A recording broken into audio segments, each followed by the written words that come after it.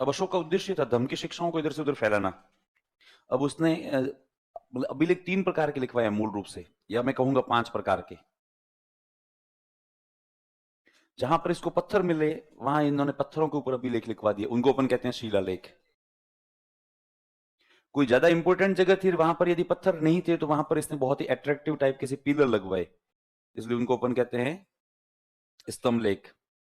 कुछ जो ऐसी गुफाएं थी जिसके अंदर हमेशा आजीवन मतलब भिक्षु वगैरह है ना रहते थे, प्लस उनके अनुयायी आए गए रहते थे, वहां पर इसने कुछ अभिलेख लिखवाए, उसको अपन क्या कहते हैं, गुहा लेख। अपन लोग जिसको सामान्यतः हिंदी में गुफा कहते हैं उसको थोड़ा उड़ीसा कल्चर के अंदर क्या बोलते हैं, गुहा। तो ये गुहा लेख हो गए।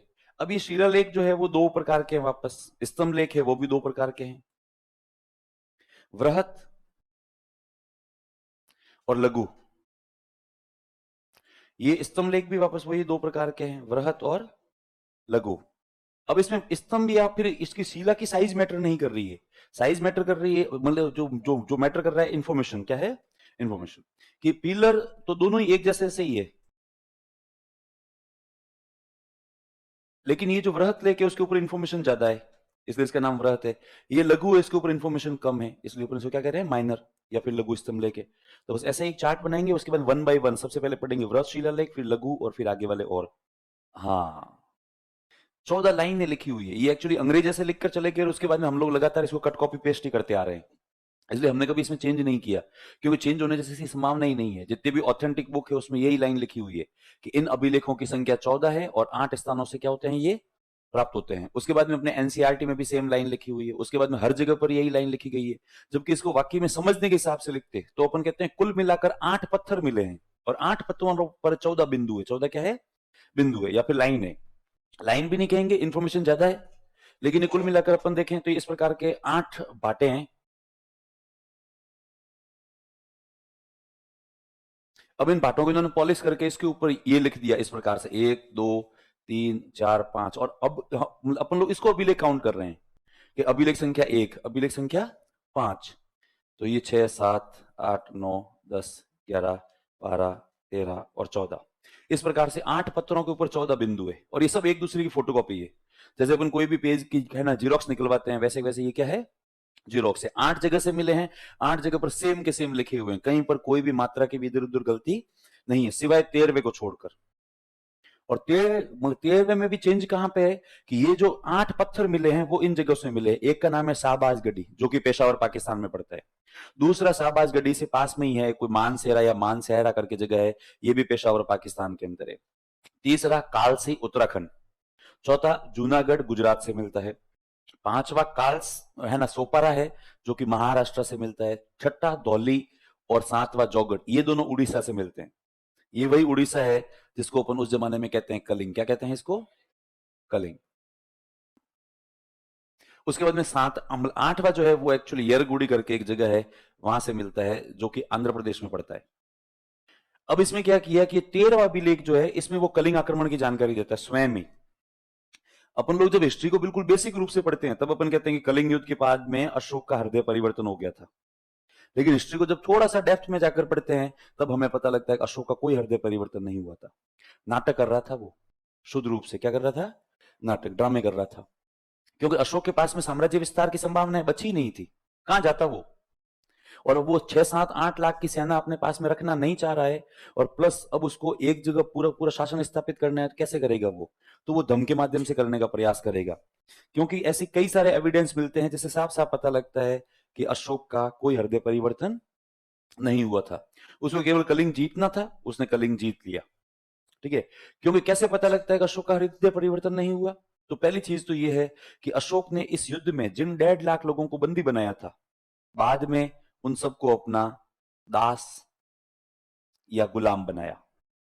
यदि हृदय परिवर्तन होता तो एक सिंपल सी बात है, क्या वो इनको गुलाम बनाता, छोड़ देता इनको, इनसे सॉरी बोलता और कहता जो हुआ सो हुआ, उसके लिए मैं आपसे माफी चाहता हूं, और मेरे से कुछ होगा या नहीं होगा वो एक अलग बात है, पर आप लोग सारे फ्री हो, आप अपने अपने घर पर क्या है जा सकते। लेकिन नहीं, इन्होंने इसको उनको सबको दास और गुलाम बनाया और फिर एग्रीकल्चर में लगवाया, प्रोडक्शन में। तो एक तो इससे पता लगता है कि अशोक का हृदय परिवर्तन नहीं हुआ। दूसरा, अब इसने सेना का विघटन इसलिए किया क्योंकि इसके पास अब साम्राज्य विस्तार की संभावनाएं नहीं है। ज्योग्राफी जब अपन पढ़ते हैं तब अपन पढ़ते हैं इस साइड आ जाती है अराकान की पहाड़ियां, इसलिए अराकान की पहाड़ियों को क्रॉस करके उस साइड जाना थोड़ा सा मुश्किल है। इस साइड अपन बात करेंगे चूंकि हिमालय आ गया है, इसलिए हिमालय को क्रॉस करके इस साइड में जाना भी पॉसिबल नहीं है। फिर इस साइड आगे पूरा मेडिटेरियन सी वगैरह पूरा इलाका आ जाता है, इसलिए इसके आगे भी संभावना इसके पास में नहीं है। इसलिए जहां तक इसका साम्राज्य विस्तार हो सकता था वहां तक हुआ। ठीक है, फिर साउथ इंडिया इसके मतलब अंडर में नहीं रहा। इसके पीछे कारण था, साउथ में 3 वंश चल रहे थे। एक का नाम था चेर, एक का नाम था चोल और एक का नाम था पांड्य। और ये तीनों ही जिद्दी थे, तीनों आपस में लड़ते झगड़ते रहते थे हमेशा ही। तो एक तरफ तो ये आपस में हमेशा लड़ते झगड़ते रह रहे हैं, प्लस इनके बीच में एक बॉन्डिंग है कि हमारा लड़ाई झगड़ा है, हम लोग आपस में देखेंगे, बाहर का कोई आदमी आके पंचायती नहीं करेगा। यदि बाहर का कोई भी व्यक्ति जाता, इनमें हाथों हाथ दोस्ती हो जाती। और ये तीनों संयुक्त रूप से बाहर से आए हुए व्यक्ति क्या करते थे, सामना करते थे। और फिर पाटलिपुत्र से यहाँ का डिस्टेंस इतना ज्यादा है कि इसको को समझ में आ रहा था कि अपन इनके ऊपर अटैक नहीं कर सकते, क्योंकि मगध पे भी सॉरी इसने जो कलिंग पर भी आक्रमण किया था, इसको इतना अनुमान नहीं था इतना ज्यादा इसका विरोध होगा। इसको लगा छोटी मोटी लड़ाई होगी, अपन इसको आराम से क्या कर लेंगे, जीत लेंगे। लेकिन इतना बड़ा विरोध हुआ तो फिर उसको लगा कि नहीं, अपने कलिंग में ही हिचकियां आ गई थी। एक राज्य था, तो यहाँ पर साउथ इंडिया में कितने राज्य है, 3 राज्य है, इसलिए अपन इनको ऊपर अटैक नहीं कर सकते। बाकी इसके पास में कहीं भी संभावनाएं नहीं थी। अब इसको 6-7 लाख सैनिक बैठे थे, वो उसको चुभ रहे थे, इसलिए इसने दम का सहारा लिया। इसने कहा मेरा हृदय परिवर्तन हो गया है और मैं दम का सहारा ले रहा हूं। और फिर ये भी चाहता था कि सब जगह एक जैसा दम होना चाहिए, एक जैसी आचार संहिता होनी चाहिए। जब एक जैसी आचार संहिता होती है तो हम कहीं न कहीं आपस में अपनत्व फील करते हैं। हम आपस में एक है या नहीं है, ये कौन डिसाइड करता है, हमारा कल्चर डिसाइड करता है। हम लोग यहाँ पर आपस में जयपुर में मिल रहे हैं, हम कभी एक दूसरे को देखकर इतने एक्साइटेड नहीं होते भाई साहब आप भी जयपुर के हो क्या, या फिर मैं भी जयपुर का हूं क्या। नहीं, पर जयपुर से बाहर मिलेंगे तो वो एक्साइटमेंट ऑटोमेटिक आता है, स्वतः ही आता है। 2 आदमी भरतपुर के भरतपुर में मिल रहे हैं तो एक दूसरे को देख के साफ साफ कह रहे हैं, देख क्या रह रहा है, अपना काम कर। ठीक है, 2 आदमी बीकानेर में या गंगानगर में मिल रहे हैं तो भी उनका रिएक्शन ऐसा ही होता है, देख क्या रहा है मेरी तरफ, चुपचाप निकल यहाँ से वरना मारूंगा 2 तेरे थप्पड़े। लेकिन वही 2 आदमी जब यहाँ पर जयपुर में मिलते हैं तो बहुत खुश होकर मिलते हैं और कहते हैं भाई तू भी भरतपुर का है क्या, तो हाँ यार मैं भी भरतपुर का हूँ। इवन भरतपुर से 40 किलोमीटर दूर का हूँ तो भी हूँ, या फिर मैं भी गंगानगर का हूँ तू भी गंगानगर का है। फिर वो यहाँ पर बनाते हैं ग्रुप। तो आप देख लो, अपने यहाँ पर हर बैच का ही नहीं कह रहा हूँ, हर जगह समाज में ग्रुप बने हुए होते हैं। क्षेत्रवाद वाइज अलग ग्रुप बने हुए होते हैं, जातिवाद वाइज अलग ग्रुप बने हुए होते हैं, धर्म के अकॉर्डिंग अलग ग्रुप बने हुए हैं, प्रोफेशन के अकॉर्डिंग अलग ग्रुप बने हुए हैं। मेंस के बैच है उसमें टीचर सारे एक साथ ग्रुप बना के बैठते। और मैं तो कहता हूँ यहाँ पे हैंग एक जगह हैंग मार सा हूं, सब मार सा का मतलब टीचर, कि हम लोग सारे क्या है, जो वो मास्टर है टीचर है, इसलिए हमारा ये एक अलग ही ग्रुप है। तो ये आप जितना दूरी पे जाओगे उतना ही अपनत्व आएगा, यहां पर आप में नहीं आएगा। लेकिन चेन्नई में यदि 2 आदमी राजस्थान के काम कर रहे हैं, एक भले ही वो जो बांसवाड़ा का है, एक है ना हनुमानगढ़ का है, दोनों का आपस में भयंकर डिस्टेंस है, तो भी चेन्नई में वो लोग गेट टुगेदर करेंगे, चेन्नई में खुश होंगे, करे यार हम जो वो तू भी राजस्थान का है मैं भी क्या हूँ राजस्थान। फॉरेन चले जाओ आप तो फॉरेन में बोले एक आदमी तमिलनाडु का है, एक आदमी है जो वो है ना राजस्थान का है, वो भी आपस में खुश होकर मिलेंगे क्योंकि दोनों में एक चीज का अपनत्व है, वो क्या है, दोनों का देश एक है। तो ये अशोक इतना स्मार्ट था, अशोक ऐसे ही एक आचार संहिता से सबको बांधना चाहता था कि यदि सबकी शिक्षाएं एक जैसी होगी, ठीक है, तो उनमें अपनत्व होगा तो बिना सेना के इतने बड़े राज्य का कंट्रोल कर पाएंगे। क्योंकि राज्य बनाना बहुत बड़ी बात है, लेकिन राज्य बनाने के बाद में उसको मेंटेन करना और भी क्या है, बड़ी बात है। कि वर्तमान में आप देख लो भारत जैसा देश कितनी समस्याएं झेल रहा है, और भारत के सारे देश झेल रहे हैं समस्याएं। देश की अखंडता को कैसे मेंटेन रखा जाए, ये अपने आप में बहुत बड़ी प्रॉब्लम है। बाहर से फंडिंग हो रही है, खालिस्तान मूवमेंट अलग चल रहा है, अलग अलग जगहों से अलग अलग डिमांड से आ रही है, हमारे राज्य का नाम ये कर दो, हमें इनसे अलग कर दो, हमें उनसे अलग कर दो, हमें उसमें जोड़ दो, और ये सब आयोजित होता है। अमेरिका भी अपन वर्तमान में देख रहे हैं इतना पावरफुल है, लेकिन वो भी प्रवासियों के कारण वर्तमान में क्या है, चल रहा है, हालतें खराब है। मणिपुर मिजोरम में जो भी चल रहे हैं सारे नाटक, आपको क्या लग रहा है कि केवल वो 2 जो जनजातियां उनकी है, नहीं, उससे बड़ी है। ये पूरा अफीम का व्यापार है, अफीम के व्यापार के इर्द गिर्द ये सारी चीजें घूम रही है। हमारे पड़ोसी देश यही चाहते हैं कि इनके बीच में अशांति बनी हुई रहे, कल को ये डिमांड करे कि मणिपुर को अलग से क्या किया जाए, अलग घोषित किया जाए। और अलग नहीं होगा तो भी कम से कम अशांति तो बनी हुई रहेगी। अशांति बनी हुई रहेगी तो अर्थव्यवस्था रुकी हुई रहेगी। तो अशोक एक आचार संहिता के माध्यम से इन सबको जोड़ना चाहता था। तो एक तो इससे पता लगता है कि उसका हृदय परिवर्तन नहीं हुआ। दूसरा पता लगता है इसके 13वें अभिलेख से। 13वें अभिलेख से पता लगता है उसका हृदय परिवर्तन नहीं हुआ, क्योंकि 13वें अभिलेख के अंदर अशोक है ना स्वयं कलिंग युद्ध की जानकारी देता है और स्वयं ही कहता है 1 लाख लोगों को मार दिया, 1.5 लाख लोगों को अपना गुलाम बनाया।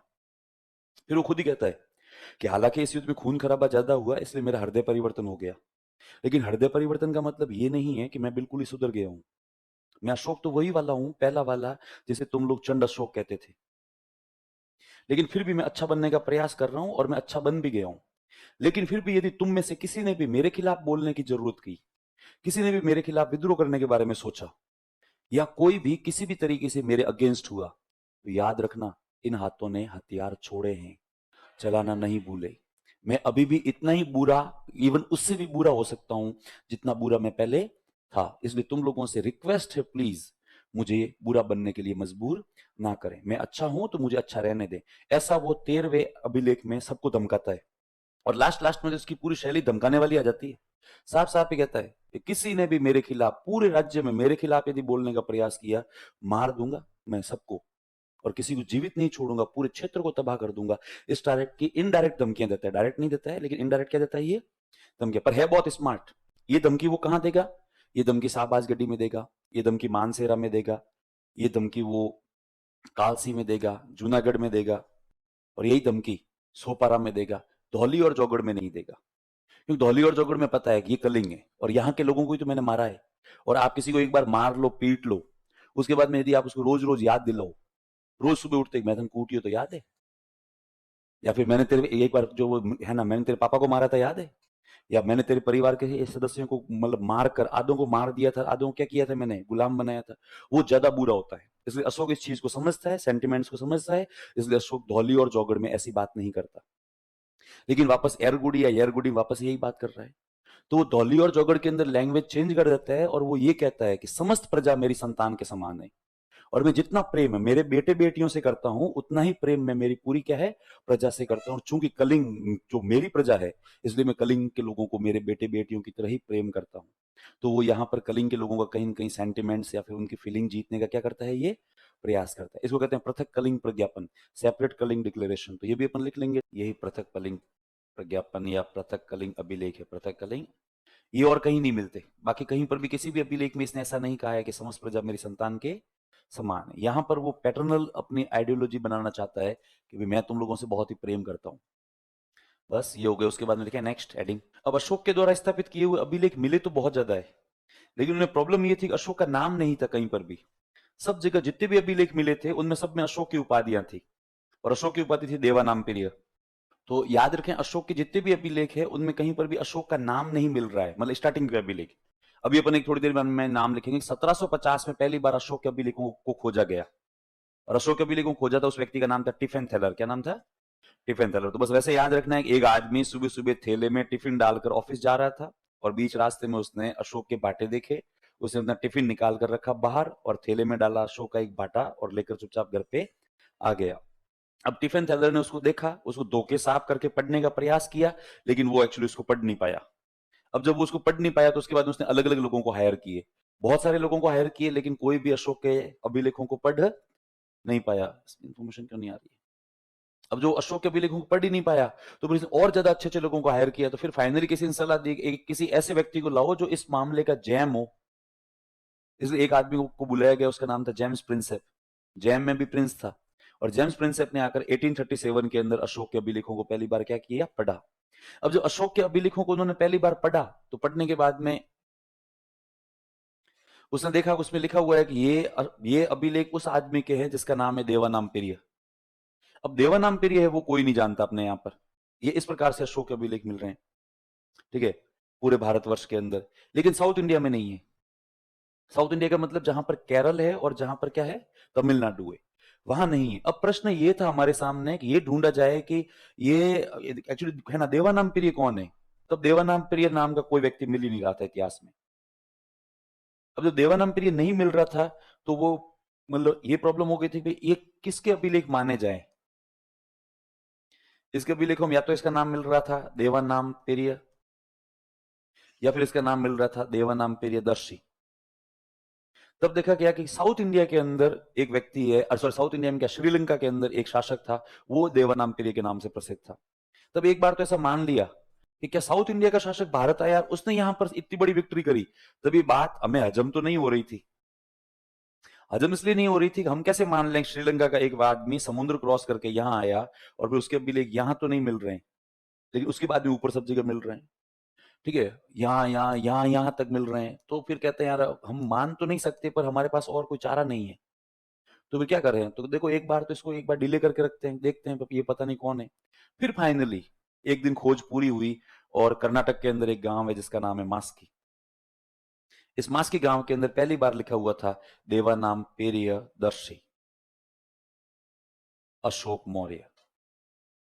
तब हमें पता लगा कि ले ऐसा पर अशोक जी है, ये तो कौन है अपने अशोक जी। हम यूं इतने सालों से हैरान परेशान हो रखे हैं तो भाई कौन है ये आखिर देवानाम पेरियर।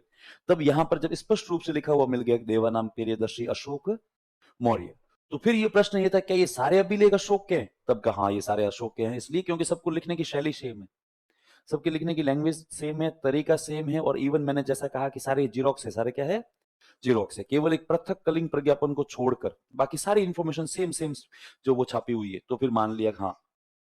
फिर एक ही अभिलेख था हमारे पास में, मास की अभिलेख कर्नाटका के अंदर, जिसमें लिखा हुआ था देवानाम पेरियदर्शी अशोक मौर्य। लेकिन थोड़े दिनों में हमारी खोज पूरी हो गई। खोज इसलिए पूरी हो गई कि बाद में मिल गया गुर्जरा एमपी में, उसमें भी सेम लिखा हुआ देवानाम पेरियदर्शी अशोक मौर्य। फिर मिल गया उदयगोलम और फिर मिल गया नेट्टूर। तो ये 4 अभिलेख है जिसमें अशोक का पूरा नाम मिलता है। बाकी वाले सभी अभिलेखों में केवल मतलब अशोक की क्या मिलती है, उपाधियां मिलती है, टाइटल्स मिलते हैं। तो लिखे अशोक ने कर्नाटक में अभिलेख बहुत ज्यादा लगवाए। इससे ये सिद्ध होता है कि शायद तक उसको कर्नाटक में जो विद्रोह होने की संभावना क्या थी, ज्यादा रही होगी, इसलिए उसने वहां पर अलग अलग इन्फॉर्मेशन देके कुछ न कुछ चीजें लिखी है उसने।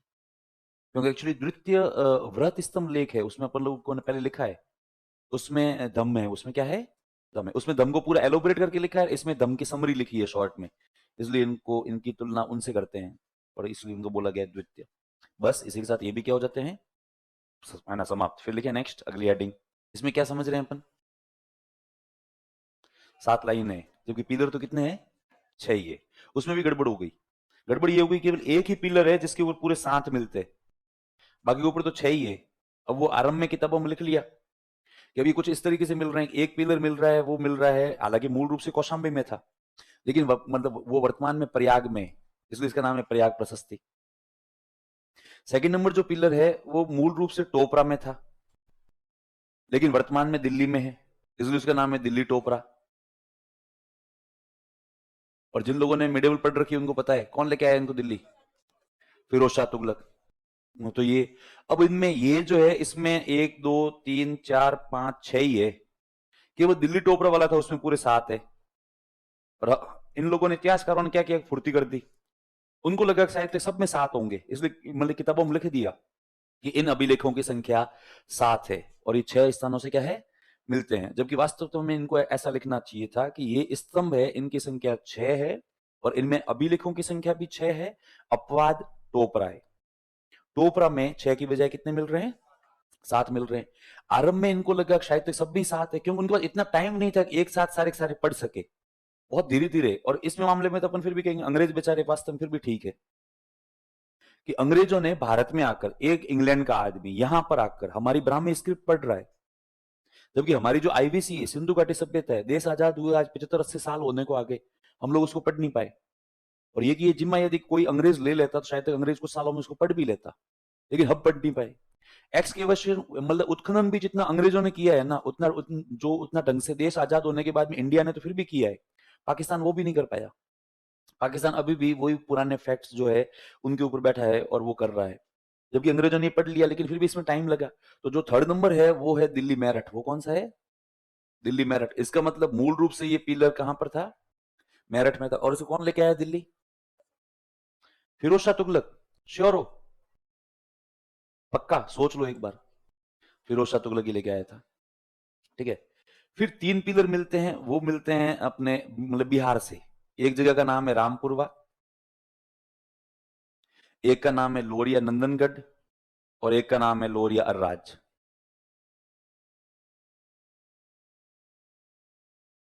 लोरिया नंदनगढ़ और एक का नाम क्या है, लोरिया अर्राज। ये 6 जगह से मिल रहे हैं।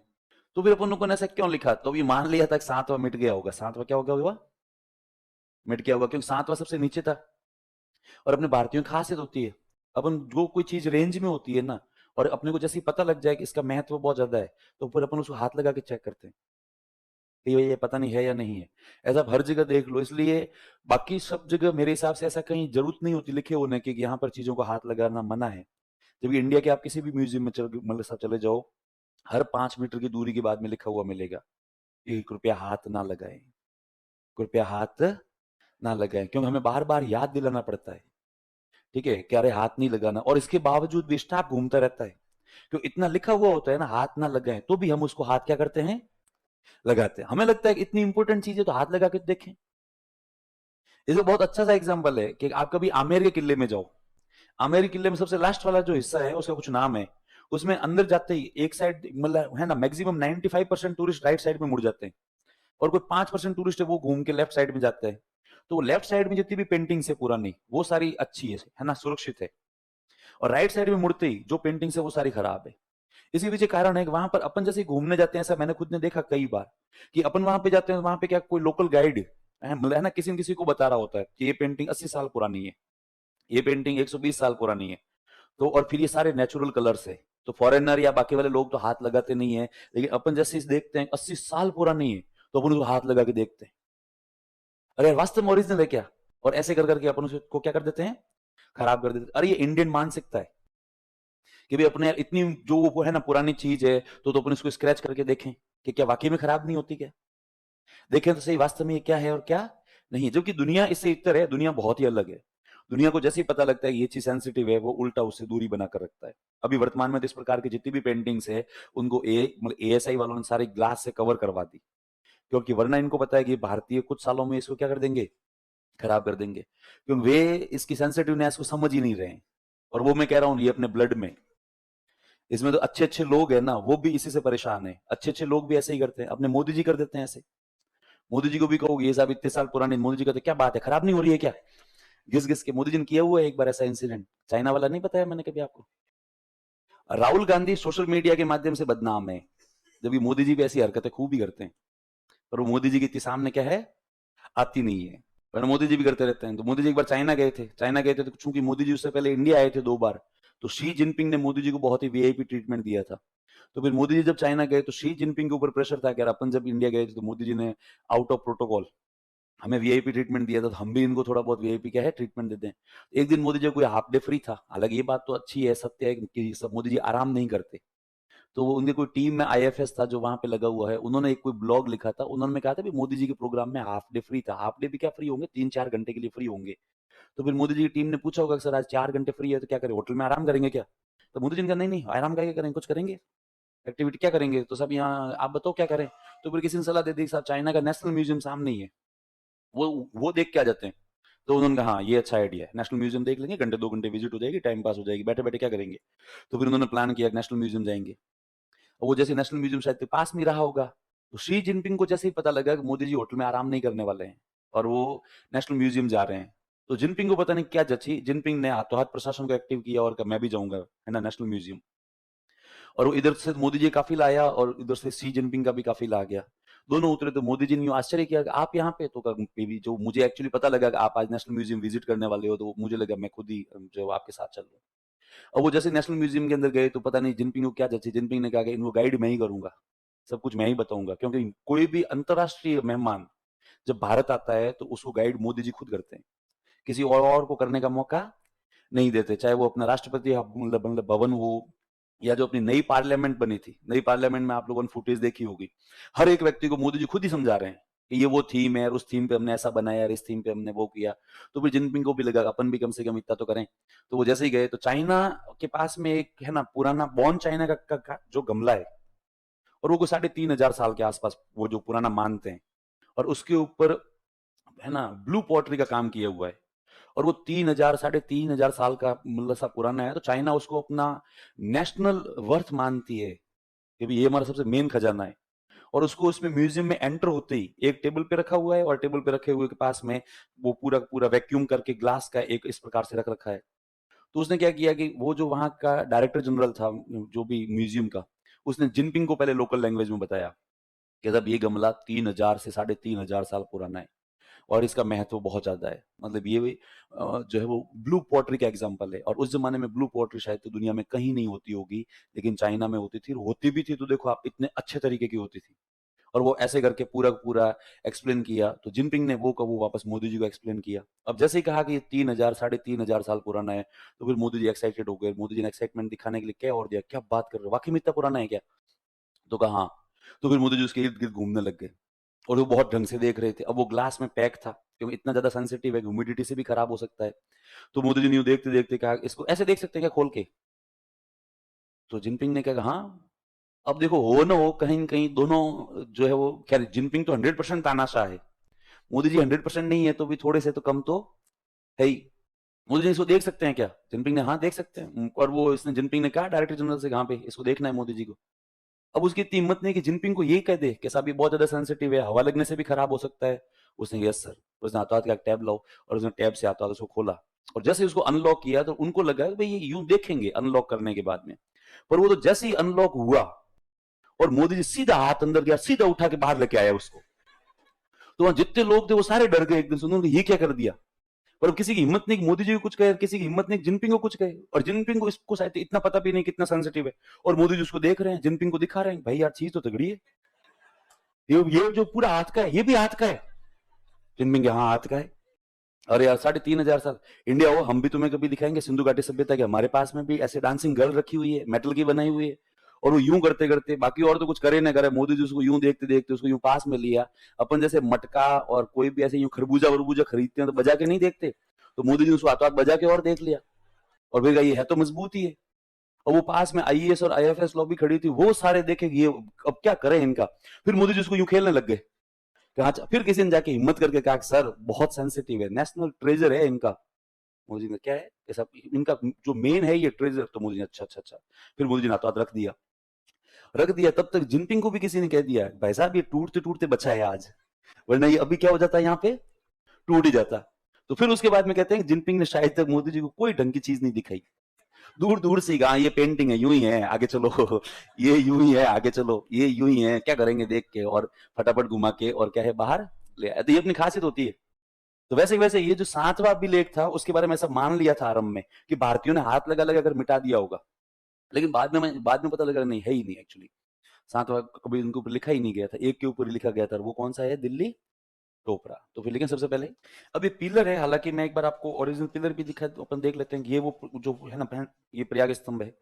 मूल रूप से कौशाम्बी में था। अकबर एक बार उस साइड गया होगा, अकबर को अच्छा लगा अट्रैक्टिव, इसने अपने लोगों को ऑर्डर दिया, इसको लेके आगे इसको कहाँ पे लगवा दिया है, प्रयाग में। अभी प्रयाग में है, और ये पास से देखने पर ये ब्राह्मी स्क्रिप्ट कुछ इस टाइप की सी दिखती है। पर अब इसके ऊपर इंफॉर्मेशन बहुत ज्यादा है। इसके ऊपर इंफॉर्मेशन केवल अशोक अशोक की नहीं है, इसके ऊपर और भी ज्यादा इंफॉर्मेशन है। इसके ऊपर जब हम बात करें किस किस की इंफॉर्मेशन मिलती है, सबसे पहले इसी पिलर के ऊपर एक जगह पर अशोक के अभिलेख है जिनकी संख्या 6 है, और ये केवल अशोक के अभिलेख है।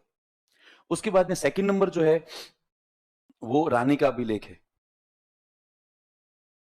और ये मतलब रानी कौन सी है, कौरवकी। इसमें कारुवकी का भी नाम है, कारुवकी का बेटा है तीवल, उसका भी नाम है। और इसमें ये इसने खुद ने लिखवाया, जिसमें इसने कोई डोनेशन दिया था उसके बारे में ये खुद इंफॉर्मेशन दे रही है। और प्लस ये भी कह रही है कि वहां पे जो भी लोकल अधिकारी थे उन सबको इसने निर्देश दिए कि समय समय पर जरूरतमंद लोगों को और गरीब लोगों को दान दिया जाए। ये रानी कौरवकी का आदेश है। तो इसने रानी का अभिलेख है। थर्ड नंबर इसी के ऊपर थोड़ा सा गैप देकर एक और अभिलेख है जिसको कहते हैं प्रयाग प्रशस्ति। क्या बोलते हैं उसको, प्रयाग प्रशस्ति। अभी जो प्रयाग प्रशस्ति इसको लिखवाने वाला एक व्यक्ति है, और सॉरी लिखने वाला, उसका नाम है हरिशेन। अभी हरिशेन था एक्चुअली गुप्त काल के अंदर, और उसमें शासक का नाम है समुद्रगुप्त। तो इसको मूल रूप से कहते हैं तो हरिशेन का भी लेख ही है, तो ये इसके ऊपर आ गया है। तो थर्ड नंबर ये है।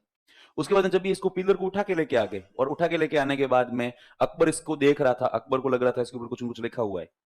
जैसे में बीरबल पास आ जाता है, चूंकि बीरबल अकबर का बहुत बढ़िया दोस्त था, इसलिए कभी कभार मजाक भी कर लिया करता था। इसलिए बीरबल ने कह दिया भाई साहब क्या देख रहे हो। तब अशोक ने कहा, सॉरी अकबर ने कहा कि इसके ऊपर कुछ लिखा हुआ है यार। तब बीरबल कहता है बिल्कुल लिखा हुआ तो है भाई साहब, पर आप शायद भूल रहे हो, आप शुद्ध अखंड अनपढ़ हो। अकबर शुद्ध अनपढ़ था, और अकबर कभी जीवन में अपना नाम तक लिख नहीं पाया। जबकि यूं देखें हिंदी में देवनागरी में कितना सिंपल सा नाम था, अ क ब और र, पर वो ना तो ये हिंदी में लिख पाया, ना कभी जो फारसी में लिख पाया, ना कभी अरबी में लिख पाया। जबकि ऐसा नहीं था कि उसको पढ़ने लिखने का शौक नहीं था, शौक तो बहुत रहा होगा, क्योंकि पूरे मुगल वंश का एकमात्र शासक है जिसकी खुद के बेडरूम में लाइब्रेरी थी। याद रखना, ये शायद अपन कहीं लिखते नहीं है कि हुमायूं को भी पढ़ने का शौक था, पर हुमायूं की लाइब्रेरी उसके खुद के बेडरूम का हिस्सा नहीं थी, बेडरूम से अलग हुआ करती थी एक, जबकि इसके खुद के बेडरूम में ही लाइब्रेरी थी। ठीक है, प्लस इसने इसको मतलब कुरान का इतना ज्यादा शौक था कि आप लोगों ने देखा है कि उसने 1575 में मतलब इबादत खाने की स्थापना की, और 3 साल तक रोज एक दिन तक केवल मतलब है ना कुरान के ऊपर चर्चाएं सुनता था। 3 साल बाद में 75 से लेकर 78 तक जब उसको मतलब है ना पक्का भरोसा हो गया कि अब वो कुरान के बारे में सब कुछ जानता है, लगभग काफी हद तक जानता है, तो फिर उसने उसको धर्म संसद के रूप में परिवर्तित किया, अन्य धर्म के लोग हैं उनको सबको आमंत्रित किया, और फिर अन्य धर्म के लोगों के साथ में डिबेट करता रहता था। डिबेट करता रहता नहीं था, डिबेट सुनता रहता था। वो केवल डिबेट सुन सुनकर अपना नॉलेज एनरिच कर रहा था, अपना नॉलेज बढ़ा रहा था। तो उसको जिस आदमी को इतना शौक है, प्लस मैंने कहा कि बेडरूम में लाइब्रेरी, बेडरूम में लाइब्रेरी क्यों? सोते समय सुनता था हमेशा, जब पूरे काम वगैरह निपटा के जब ये सोने जाता था, तब ये खुद बेड के ऊपर आदमी रख रखे थे बाड़े पे अपने जैसे, उन्होंने कहता है कि ले आजा, अब तू पढ़, और मैं अब मतलब केवल सोते सोते सुनूंगा। और वो सोते सोते सुनते सुनते उसको नींद आ जाया करती थी। नेक्स्ट डे वापस उसको बुलाता और कहता हाँ क्या? तब आदमी कहता सर मैं तो पढ़ता ही जा रहा था, पर मुझे लग रहा था आपकी नींद पहले ही आ गई थी, इसलिए मैं फटाफट फटाफट आपको एक बार शॉर्ट में बताता हूँ कहाँ तक याद है आपको। तो वो एक पैराग्राफ तक आकर मतलब अकबर कहता हाँ यहाँ तक याद है, इससे आगे का पढ़ना आज स्टार्ट कर। तो वो इतना सुनता था, इतना सुनता था, इसका मतलब उसको इच्छा तो हुई होगी कि अल्फाबेट एक बार सीख ले और खुद ही मतलब एक बार पढ़ ले, पर नहीं सीख पाया, क्योंकि वो तारे जमीन वाला ईशान अवस्थी था। तारे जमीन वाला कौन था? ईशान अवस्थी। तारे जमीन पर मूवी देखी हुई है आप लोगों के, कि उसमें ईशान अवस्थी होता है, उसको अल्फाबेट समझ में नहीं आते, शायद इसको भी नहीं आए होंगे। तो इसको एक तो अकबर की समस्या एक तो इसमें थी, इसमें, और एक मतलब उसमें प्रॉब्लम थी ज्योग्राफी में, जो अपन जो भी मॉडर्न हिस्ट्री पढ़ते हैं तब मैं कहता हूँ, जो इसको कभी ज्योग्राफी समझ में नहीं आई कि क्या था। इसने जब समुद्र के बारे में सुना तो इसको इसके साथ वाले लोग समझा समझा के थक गए थे कि साहब समुद्र क्या होता है, इसको समझ में नहीं आ रहा था। ये बार बार कह रहा था कि अपने ये जो फतेहपुर सीकरी के पीछे झील है यही तो समुद्र है। तो लोग कहते नहीं साहब ये झील है। उसने कहा तो फिर समुद्र क्या होता है?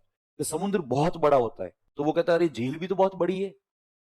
उसने कहा साहब आप कहाँ झील की तुलना कर रहे हो, एक बूंद है ये झील, एक बूंद भी नहीं है।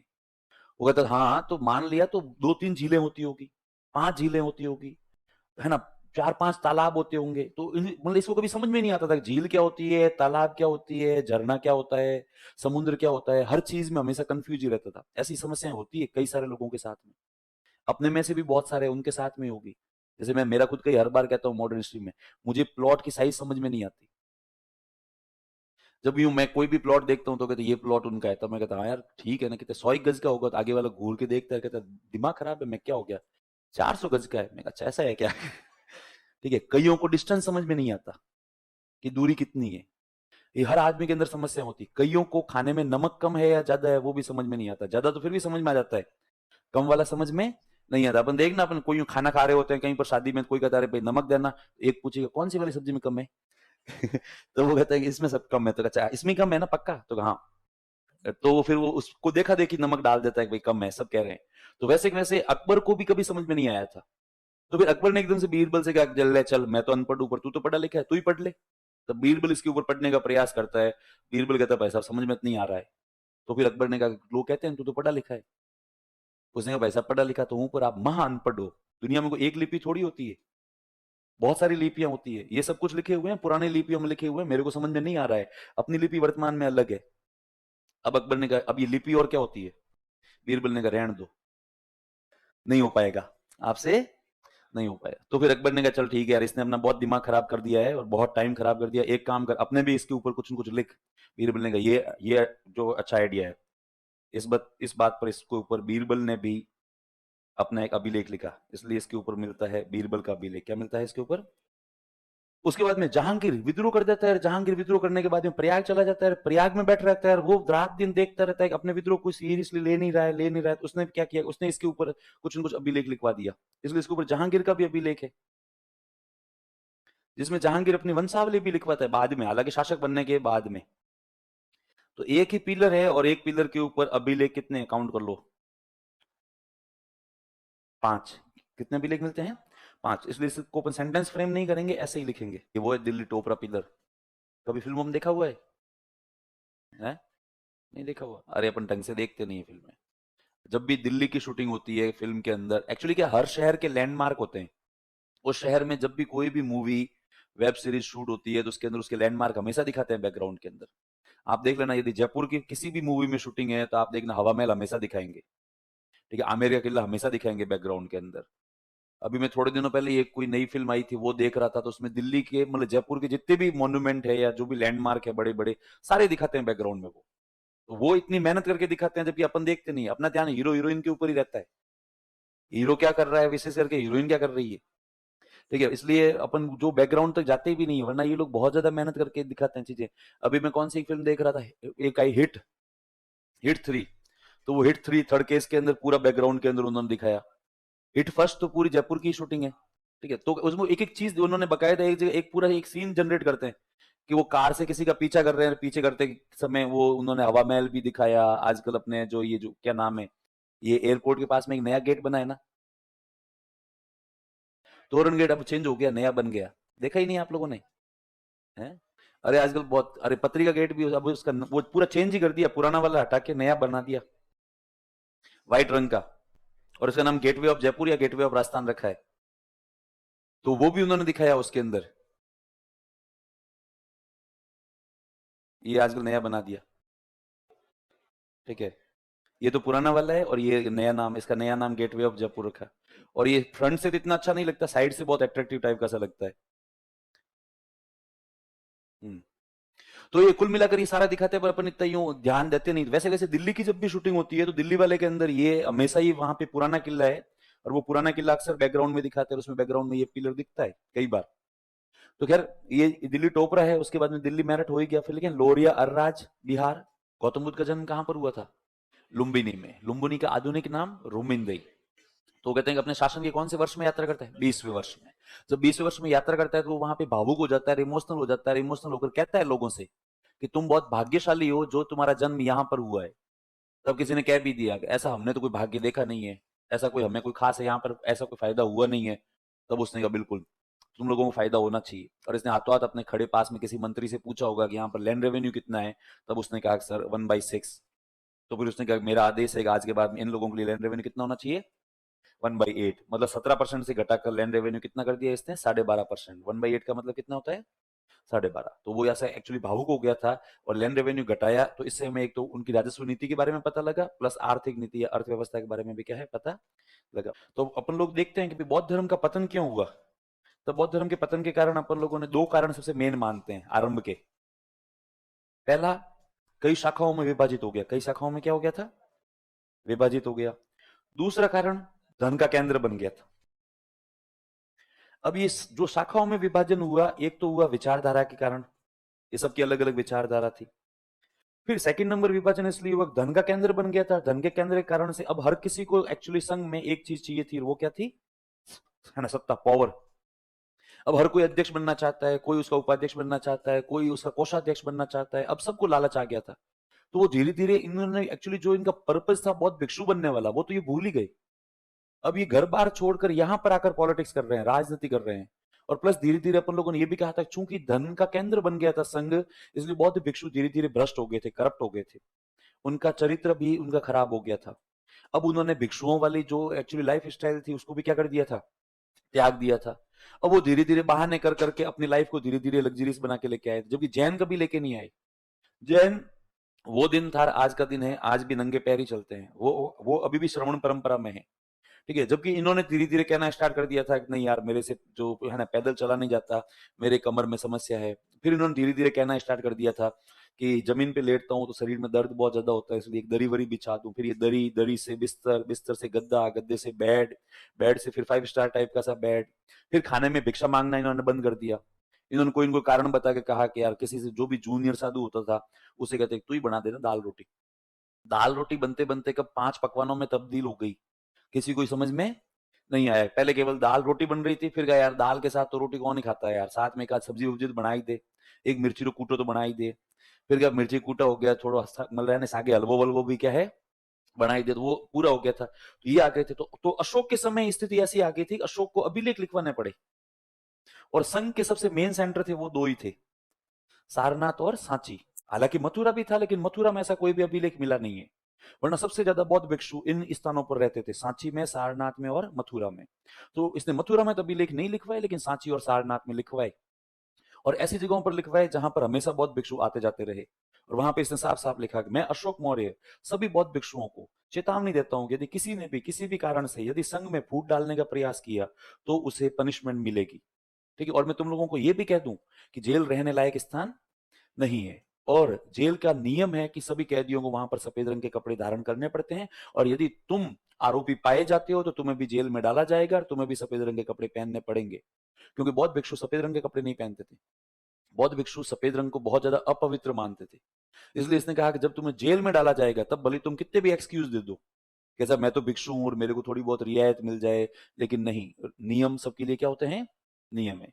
और फिर शायद तक ऐसा प्रतीत होता है कि इसने जब मतलब ऐसे किसी को वर्बली धमकी दी होगी बौद्ध भिक्षु को, तब बौद्ध भिक्षु ने कह भी दिया होगा कि हमें क्या धमका रहे हो सर, हम तो भिक्षु है, हम तो वैसे जमीन के ऊपर लेटते हैं, भिक्षा मांग कर खाते हैं। तब ये कहता है कि जमीन पर लेटना भिक्षा मांगना अलग बात है, और जेल में रहना क्या है, अलग बात है। क्योंकि जमीन पर लेटने के लिए तुम लोग स्वतंत्र हो, तुम अपना मनपसंद जंगल मनपसंद जगह ढूंढकर साफ सफाई करके पेड़ के नीचे आराम से जमीन के ऊपर क्या करते हो, लेटते हो। ऐसे तो किसान भी लेटता ही है। और रही बात भिक्षा मांग कर खाना, अलग बात है, क्योंकि भिक्षा में लोग सामान्यतः भिक्षा में अच्छा खाना ही देते हैं, लेकिन जेल के अंदर अच्छे खाने वाने कुछ नहीं बनते।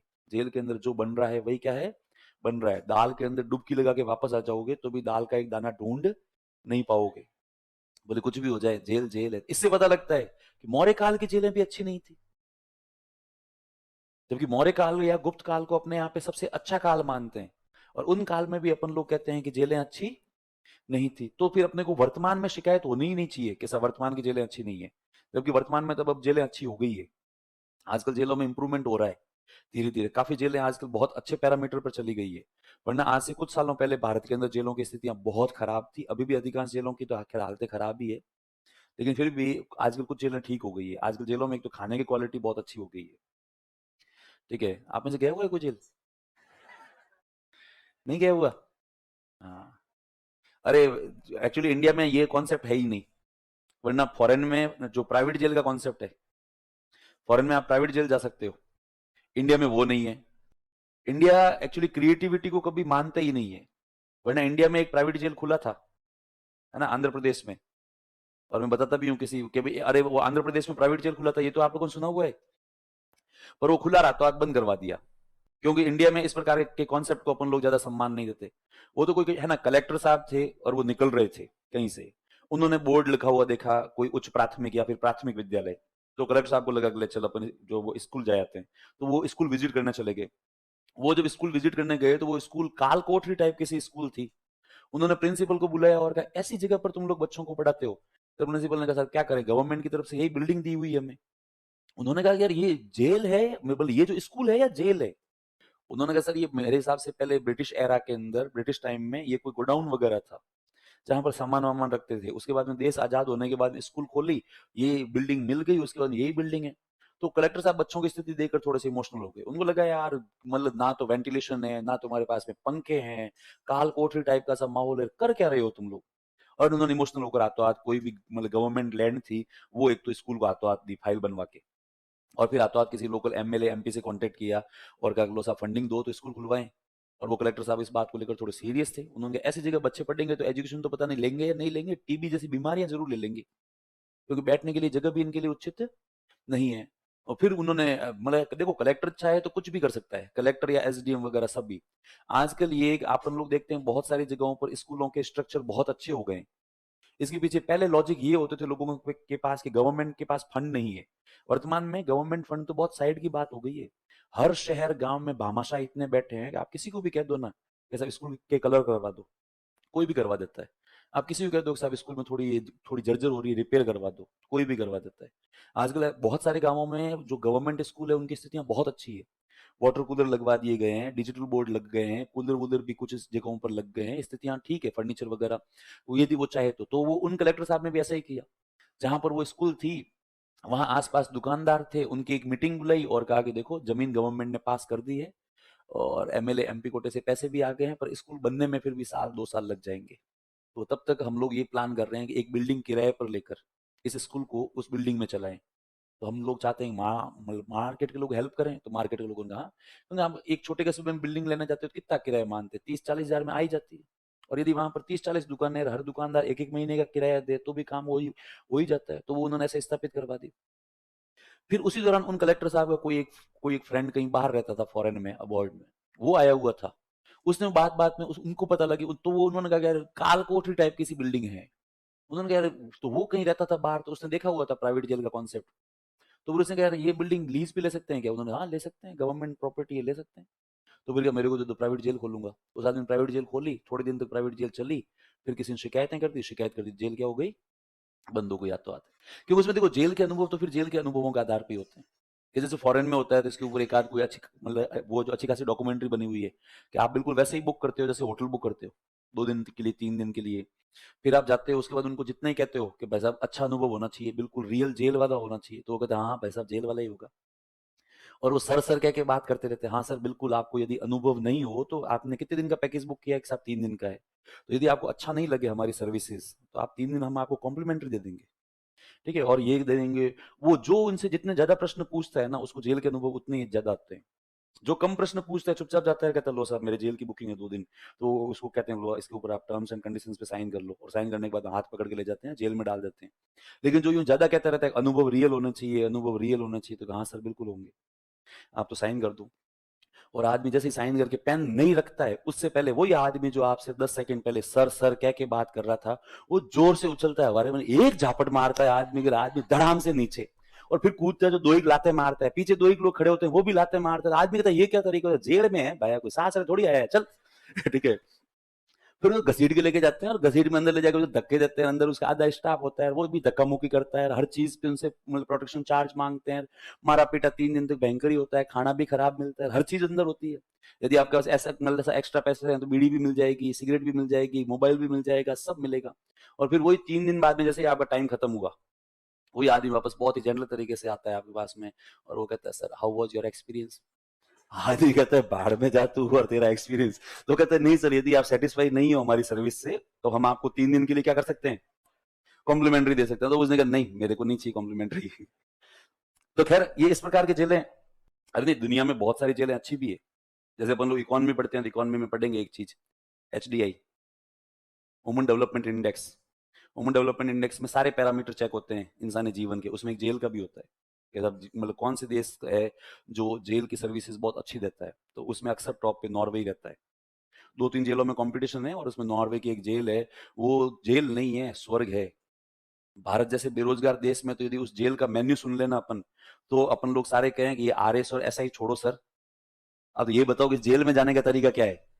अरे बहुत शानदार जेल है, बहुत शानदार प्रोवाइड। एक तो पूरा आइलैंड के ऊपर है, ठीक है, कोई ऐसी 2-3 तरफ ऐसी बाउंड्री वगैरह बनी हुई है, भागने का वहां से वो जेल इतनी ज्यादा फैसिलिटी देता है कि वहां से भागने के बारे में कोई क्या है सोचता भी नहीं है। हर आदमी को अपना खुद का एक पर्सनल कैबिन टाइप से रूम मिलता है, अच्छी खासी साइज का रूम मिलता है, डेली पिलो कवर, चादर आपके चेंज हो रहे हैं, हर आदमी के लिए अलग से कंप्यूटर लगा हुआ है, ठीक है, लाइब्रेरी है, अंदर सिनेमा हॉल है, अंदर जिम है, स्पोर्ट्स एक्टिविटी है, पूरी पूरी वो है। आप साइड में कोई भी काम करते हो, यदि कोई भी एक्टिविटी करते हो तो उसमें आपके बोनस पॉइंट जुड़ते रहते हैं, आप उन बोनस पॉइंट के आधार पर है ना फ्री में मसाज करवा सकते हो, स्पा वगैरह करवा सकते हो, ठीक है, प्लस पैसे कमा के घर पे भेज सकते हो, और सब कुछ फैसिलिटी साल में 1 या 2 एक बार आपकी आपकी फैमिली आपको मिलने के लिए आती है। खाने के अंदर भी फिक्स है उनका, शायद वीक में 4 या 5 दिन तो उनका खुद का मेन्यू चलता है, सॉरी उनका अला कार्टे चलता है, 1-2 दिन या 3 दिन आपकी चॉइस होती है। आप अपने हिसाब से ऑर्डर कर सकते हो, मैं ये खाऊंगा। वो तो बहुत ही शानदार जेल है, क्राइम व्राइम बिल्कुल भी नहीं है वहां। तो कैदियों की स्थितियां ये होती है, जिस दिन कैदी को बुलाकर कहते हैं ना कि अगले वीक तेरी एक्चुअली सजा खत्म होती है, तो वो कैदी रोने लग जाता है, और वो तो सब ऐसे कैसे खत्म हो रही है, उन्होंने ऐसे कैसे खत्म हो रही है ना, कलेक्ट मतलब है ना, वो अपने कैलेंडर के अकॉर्डिंग खत्म हो रही है। तो वो कहते साहब प्लीज कुछ भी करके मेरे को यहीं रखो, पर वो रखते नहीं, फिर निकाल देते हैं उनको। इंडिया में सबसे अच्छी जेल जो पहली बार सुधार हुए थे वो थी सूरत की जेल। ठीक है, अभी वर्तमान में राजस्थान के अंदर अजमेर की जेल अच्छी मानी जाती है, उसके अंदर खाना वाना बहुत ही, आप लोग पुलिस सेवा में जाने वाले हो तो आप लोगों को पता होना ही चाहिए जेलें कहाँ की अच्छी है। बाकी जेलें बहुत खराब होती है। तो प्राकृत या मागधी भाषा, प्राकृत भाषा का मतलब तो पता है ना अपने को, स्थानीय भाषा, लोकल भाषा। अपन लोग यदि यहाँ पे जो वो है ना जयपुर में जयपुर की भाषा बोलते हैं लोकल, तो वो यहाँ की प्राकृत है। गुजरात में जाके बोलेंगे गुजरात टच वाली भाषा, तो वो वहां की क्या हो जाएगी, प्राकृत। तो प्राकृत भाषा में अधिकांश अभिलेख, उसके बाद में जो है वो अरामाइक भाषा में है, और फिर किसमें है, ग्रीक या फिर यूनानी भाषा में। और भाषा और लिपि में तो किसी को कोई डाउट नहीं है, डाउट हो तो वो है नहीं है ना, क्लियर, ठीक है। फिर लिखें 1750 में टिफिन थैलर ने अशोक के अभिलेखों की खोज की थी।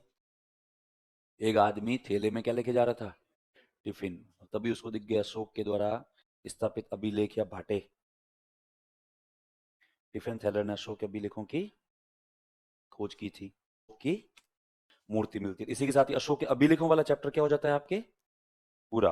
तो जेम्स प्रिंसेप जिसने अशोक के अभिलेखों को पढ़ा, टिफिन थैलर जिसने अभिलेखों को खोजा, शरेकुना अभिलेख जो कि बाइलैंग्वेल है, क्या है ये, बाइलैंग्वेल, भाषाएं 3 हैं, लिपियां 4 है। ठीक है, थैंक यू।